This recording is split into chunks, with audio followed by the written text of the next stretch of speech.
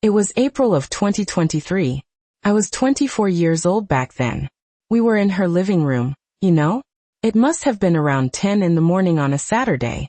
There was an old suitcase open on the floor, looked like it was full of stuff. She was sitting on the couch, just looking at me.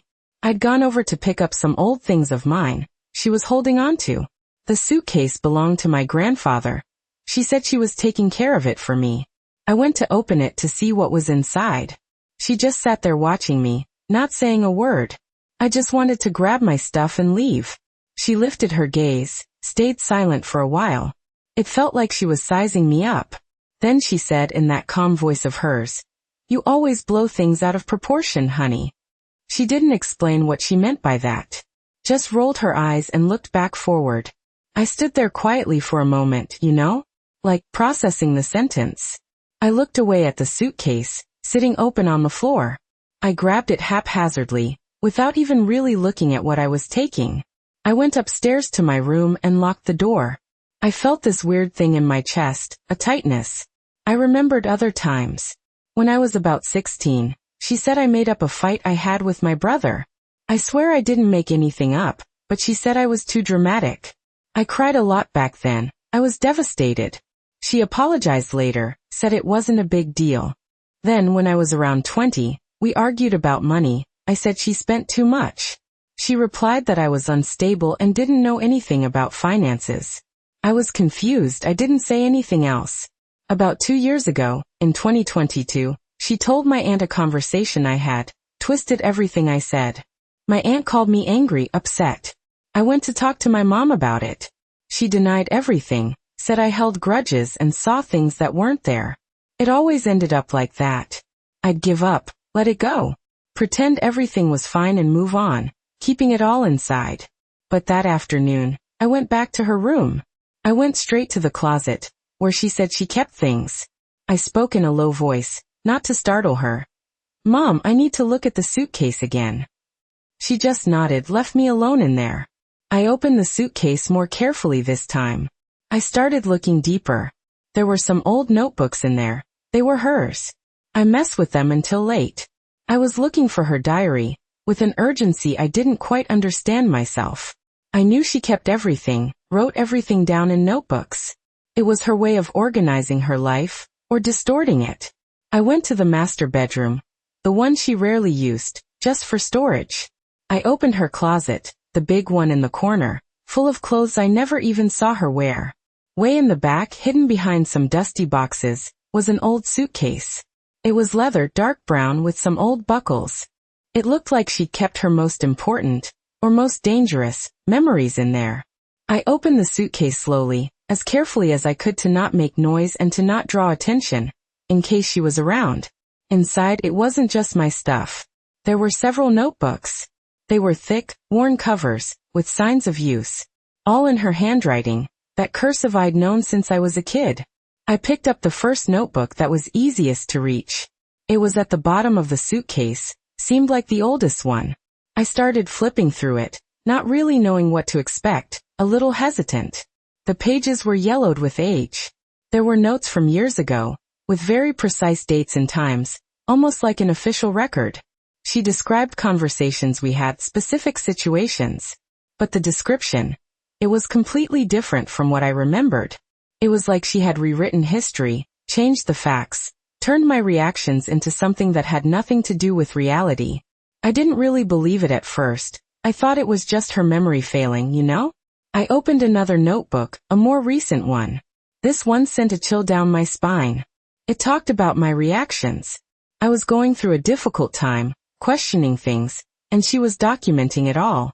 There were phrases like, "She's questioning me again. I'll tell her she's unstable." She wrote about my doubts, about my personality, as if they were serious flaws, as if I were a problem to be solved. And the worst part, there were details about how she talked to my younger brother, the one who's much younger and always admired her. On a specific day, when I was upset about something she did, she instructed him, almost like a script, to call me crazy in front of everyone. And he obeyed. I remember that it was a moment of terrible humiliation. She was actively planning my reactions, manipulating people around me to make me seem sick, unbalanced. I grabbed a specific notebook, one I knew was from 2022, when I was dating someone. That relationship had ended in a very confusing way. I was full of doubts about us, about myself. And there, written in her handwriting, black and white, she admitted it all. She wrote, "I told John she's not ready for commitment." She confessed to twisting my words, to making things up to him. She orchestrated the end of my relationship. She made it seem like it was my fault, like I was the one in the wrong, like I didn't know what I wanted. She made me doubt myself, my ability to love, to have a stable relationship. She had a plan the whole time, and I was just a pawn in her game. Shit. She did this the whole time. All those times I felt confused, doubted my own sanity, thought I was overreacting. It was her. It was her manipulation. Everything I felt, everything I thought was in my head. It was her working in the shadows. She manipulated people, lied shamelessly, distorted facts to make me seem unstable, over the top, crazy. I grabbed my phone, turned on the flashlight to see better inside the suitcase, because the room light wasn't very good. I started taking pictures of all the pages that proved the lies, the manipulations, the confessions. I saved them in a safe place, in a folder I created right then. That strange feeling I'd had since the morning got much stronger, a mix of anger and disappointment. She lied for years, destroyed pieces of my life. I took photos with my phone, used the flashlight to illuminate every detail, every word. I spent about 3 hours there, sitting on the dusty floor of her room, sifting through those old notebooks, each one a silent testament to her lies. I photographed page by page, with almost obsessive care. I saved everything to the cloud, created a separate folder, with a coded name. I checked everything several times, reviewing the photos, comparing them to what I remembered, to make sure I didn't miss anything crucial. It felt like a movie script, the villain orchestrating every step, every word. And the villain was her. It was my mother. Each page was a piece of the puzzle I needed to put together. The anger started to bubble up, a hot, heavy thing rising in my throat. I could barely breathe. I looked at the notebooks, at the photos on my phone, and it all clicked, with a thunderous crash. It wasn't paranoia. It wasn't me overreacting. It wasn't my fertile imagination playing tricks. It was her. The manipulation came from her, from the person who was supposed to protect me, love me unconditionally, be my foundation. I felt an immense emptiness in my stomach, like everything I believed, my entire reality, had crumbled in seconds. Getting up from there was hard. My legs felt like lead, stuck to the dusty floor. I picked up all the notebooks, one by one, and put them back in the suitcase, with a care that was no longer about preservation, but about safeguarding evidence. I closed the suitcase with a dry thud, felt its weight in my hands, the unbearable weight of the lies it carried inside. I left her room in absolute silence, without looking back, without giving her a chance to see me fall apart, to see the devastating impact of her actions. I went straight to my room, locked the door with the key, feeling a visceral need to isolate myself from the world. I threw myself on the bed, the mattress sinking under my weight. I lay there in the dark, my phone in my hand, looking and re-looking at the photos I took. Each click was a direct shot at my confidence, my memory, my perception of reality. I started connecting the dots, piecing together all those loose ends that always bothered me. All those times I felt wrong, confused, insecure, questioning my own sanity. Every pointless fight. Every argument that ended with me feeling like the sole culprit. Every time my intuition told me something, screamed a truth, and she, with her smooth talk, convinced me otherwise. It was a clear pattern, a modus operandi she'd been executing for years. She fed on my imbalance, used my weaknesses against me, built my insecurity for her own benefit. It was sick, too sick. I remembered that time I finally gathered the courage to tell her about sexual harassment I suffered at work. I was shaken. I needed support, comfort. She listened to me, or I thought she did, with an attention that I later discovered was just a facade. The next day, without my knowledge, without my permission, she called the person involved, my boss, and told him everything in a completely distorted way. She said I was making things up, that I was unbalanced, that I had a crush on him and was seeking attention. The consequence? I was fired. She put all the blame on me, made me feel like I was the one in the wrong, the cause of all the problems, responsible for my own professional ruin. And there, on those yellowed pages, in a cold, calculated handwriting, she described the conversation she had with him, laughing at my naivety, planning how to destroy me, how to silence me. She wrote, "The girl is complicated. Makes things up for attention." I had to take care of her before she created more problems for all of us. The coldness, the cruelty with which she narrated my downfall was terrifying. In another notebook, a more recent one, she talked about my decision to change careers. I couldn't live under her control anymore, no longer as a puppet without a will of its own. I needed to break the chains, however painful and difficult it might be. The suitcase, which before was a personal object, a receptacle of memories and belongings, now seemed like a chest of irrefutable evidence. And I was the only one who had access to it, the only one who could expose the truth. The weight of the truth was crushing, suffocating, but strangely, it also began to bring a sense of liberation. For the first time in a long time, I knew what was happening. I wasn't crazy. I wasn't unstable. I was a victim of cruel and calculated manipulation, orchestrated by the person who should have protected me the most. The road ahead would be arduous, full of challenges, but I had the evidence. I had the truth. And the truth, however painful, was the only thing that could finally set me free. The silence of the night was broken only by the sound of my panting breath and the insistent click of the phone camera, documenting every page, every confession, every damning piece of evidence against her. It was an act of desperation, but also of silent resistance. I was building my case, constructing my defense against the person who should have defended me the most, but who in reality was my greatest enemy. With the digital evidence secured in the cloud and on my phone, I felt I needed a moment to process it all. The adrenaline of discovery was dissipating, giving way to a profound exhaustion. But I knew I couldn't stop there. This was just the beginning. I got up from bed, my legs still a little shaky, and went to the window. The city outside was asleep, the faint lights creating a scene of false peace. But inside me, a storm was brewing. I looked at my phone again, at the photos, at the confessions written in her own hand. It was unbelievable, the extent of the manipulation. She hadn't just distorted isolated facts. She had constructed an entire narrative about me, one that painted me as unstable, confused, dramatic.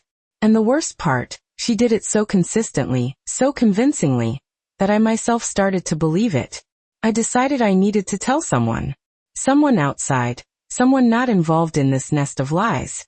I thought about calling my aunt, the one she used to accuse me of blowing things out of proportion. But it would be better to confront her in person, with the evidence in hand. I didn't just want to talk, I wanted to show. I wanted her to see, in black and white, the damage she had caused. The next day, I went back to her house. The atmosphere was tense from the moment I walked in. She noticed something different about me, a subtle but perceptible change. I no longer had that dejected, confused look. There was a determination in my eyes that bothered her. She tried to start a casual conversation, asking how I was, if I had slept well. I answered briefly, evasively.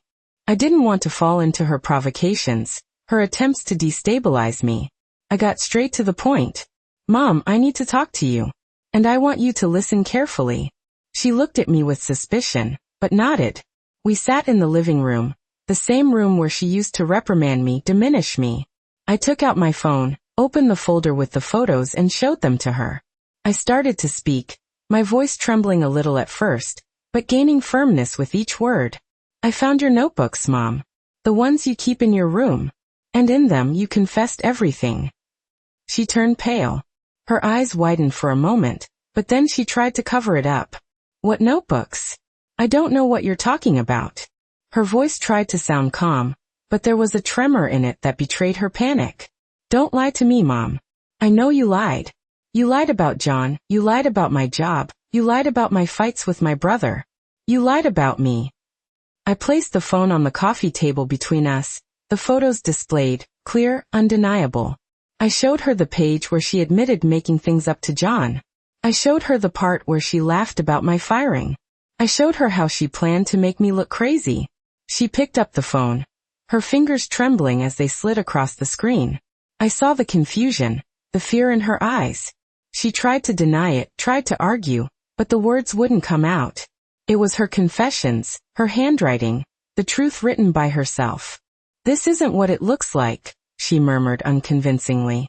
"You're interpreting everything wrong." "No, Mum. I'm interpreting it exactly as it's written. You orchestrated everything. You manipulated everyone. You made me doubt myself for years." "What?" The question came out as a mix of anger and hurt. I needed an answer, an explanation, even though I knew I might never get one that satisfied me. She was silent for a long time, looking at the photos, at the pages of the notebooks that I had also printed and brought with me. The silence was heavy, loaded with years of lies and manipulation. When she finally spoke, her voice was low, almost a whisper. "I just wanted what was best for you." That was the last straw. The irony, the hypocrisy. What's best for me? By destroying my reputation? Ruining my relationships? Making me doubt my own sanity? Is that your best?